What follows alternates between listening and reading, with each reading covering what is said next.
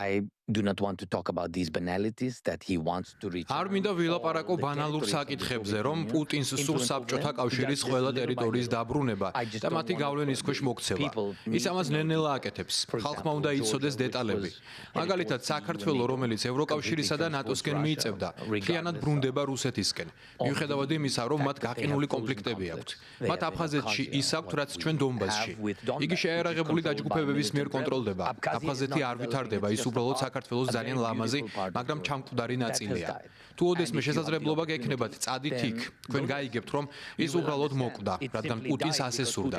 მას უნდოდა არ დაეშვა მათი განვითარება, რადგან გაყინული კონფლიქტი ნიშნავს, რომ ევროკავშირსა და ნატოში არ მეგიღებენ. და ეს პუტინის ნამოქმედარია. მისთვის ძალიან მნიშვნელოვანია, რომ ეს გავლენა არ დაკარგოს. მან საქართველო უკან მიაბრუნა. And this is what Putin did. It's very important for him not to lose this influence. That is, he turned back Georgia, young people. ახალგაზრდები, სტუდენტები, ყველა ტოვებს ქვეყანას და ეს ფაქტია.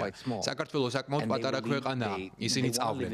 მათ ევროპაში ცხოვრება სურთ, განვითარება სურთ. ზოგი ამერიკის შეერთებულ შტატებში წავა, ზოგი ევროპაში, ზოგი ევროკავშირში, ზოგიც ბრიტანეთში. ახლა პუტინი მოლდოვის პარლამენტისთვის იბრძოლებს. ეს მისი მეორე ნაბიჯია. აპრილში ნახავთ რა მოხდება. თქვენ ნახავთ, რომ ის მოლდოვის ევროპისგან შემოbrunებას დაიწყებს. მიუხედავად იმისა, რომ მათ ევროპას სურთ, მას ეს არ ადარდებს. მოლდოვაში იქნება პრორუსული პარტია და ისინი ამჟამინდელ პრეზიდენტს რაღაცას მოუხერხებენ, რადგან მან არჩევნები მოიგო და ის პროევროპელია. შემდეგი ნაბიჯები სრულიად ცხადია. პუტინი ყველაფერს გააკეთებს, რომ იქ, სადაც საბჭოთა კავშირის გავლენა იყო, დაკარგული გავლენები დაიბრუნოს, რამდენადაც ეს შესაძლებელია. The next steps are completely clear. Days of the war. ომის პირველ დღეებში ტელეფონით ლუკაშენკას ვესაუბრე. მან ბოდიში მოიხადა. მითხრა, მე ეს არ ყოფილ ვარ. ჩემი ტერიტორიიდან რაკეტები გამოუშვეს და ეს პუტინმა გააკეთა. ეს მისი სიტყვებია და მე მოწმეებიც მყავს. მან თქვა, ბოდიშს გიხდი, მაგრამ დამიჯერე, ვალოდია, მე არაფერ შუაში ვარ. ამას მე არ ვაკონტროლებ. ეს უბრალოდ რაკეტებია, ეს პუტინია. მე ვუთხარი, რომ ეს არ გაეკეთებინა, მიპასუხა, რომ ეს მის გარეშე კეთდება. მახსოვს ეს დიალოგი. მე ვუთხარი, შენც მისნაირი მკვლელი ხარ, უბრალოდ გეუბნები.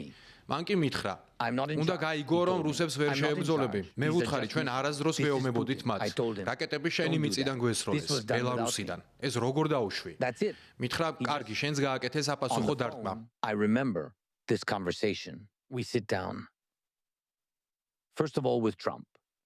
უპირველეს ყოვლისა ტრამპთან მოვილაპარაკებთ. შევთანხმდებით იმაზე, თუ როგორ შეგვიძლია შევაჩეროთ ომი და პუტინი. ჩვენთვის მასთან მოლაპარაკება მნიშვნელოვანია. გარდა ამისა, ჩვენთვის მნიშვნელოვანია ევროპა, რადგან მისი ნაწილი ვართ არა მხოლოდ გეოგრაფიულად და გეოპოლიტიკურად, არამედ ევროკავშირის თვალსაზრისითაც, რომლის ნაწილიც ვიქნებით. Europe,